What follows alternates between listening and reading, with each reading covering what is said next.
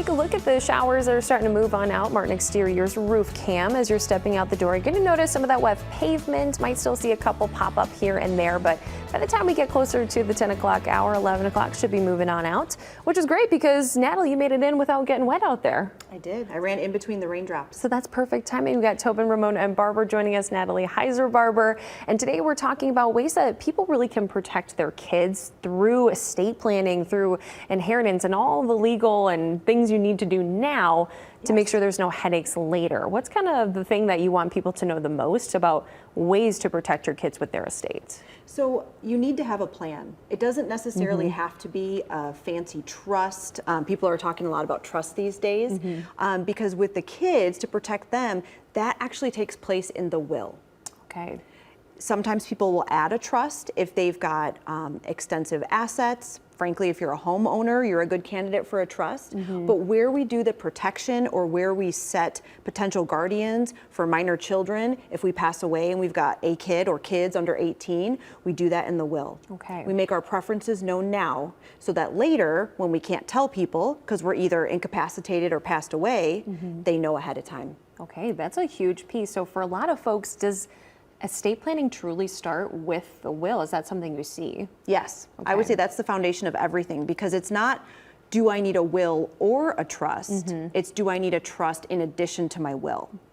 That makes a lot of sense. So you start with that first piece and then you go into the next, which is that trust we keep talking about. Yes. Why would someone want to add that on to their estate planning? So to explain it in somewhat of a non-legal manner, so it actually makes sense. Yes. And it isn't too boring because I don't want you to fall asleep on this I was rainy like, day. Yeah, I'm falling asleep. It's interesting. Oh, goodness. So with the will, you say where you have guardians for the kids.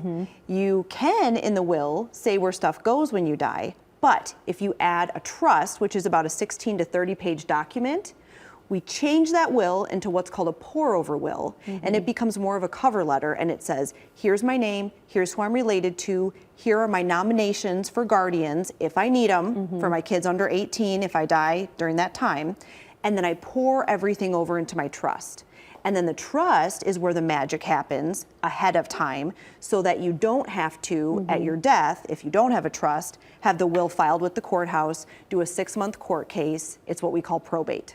Oh, yeah. So that is a huge incentive to not go through probate. Yeah. For people who've never had to experience it, why is it such a headache for people to go through? I would say time, money, and delays. Okay. So probate is a court case. It's the true original way that the law sets out to administrate your estate. So a trust is like a shortcut that us lawyers have come up with throughout the years, where probate is like the OG. It's like the original way that you have to do it.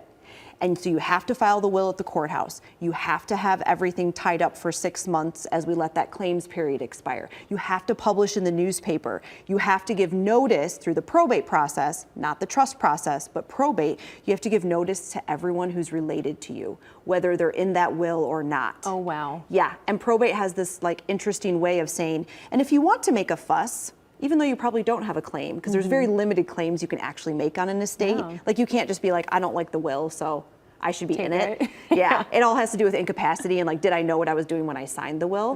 But anyway, the probate process, even for what I would call frivolous claims, it makes it really easy. Like there's literally a cover sheet. You get a copy of the will because I'm like the child of the person that died. Yeah. And it says, if you want to contest this probate, here's exactly how you do it. So I would say probate causes issues procedurally where substantively there isn't an issue. But Yeah. probate makes it easy for people to make a fuss. Oh, okay, so that really can come into play too. Maybe you have some complex assets and there's a lot of moving parts maybe in your estate.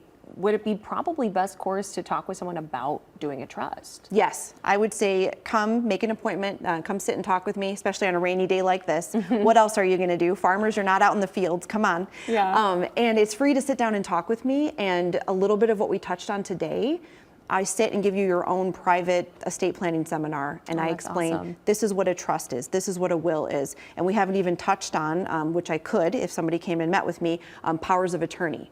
So that is also a huge piece with guardianship, and powers of Yes. attorney plays a big role in that. briefly explain that to people, Yeah. just so they have vaguely the idea of what we're even talking about. So an estate plan covers your whole life. It's a document suite. It's a set of documents for whatever life throws at you that you can handle. So wills and trusts are for when you're dead. Powers of attorney for property and health care, that's for during your life. Because you may need some help during your life. Especially if you're sick or incapacitated, all of that falls Or just under it. convenience. Like let's say we sell our house and I'm working all day, I'm here, I'm on the news, I'm doing whatever. I can't go to the real estate closing. Well, my husband, through our estate planning, he's my power of attorney for finance. He can go and sign my name.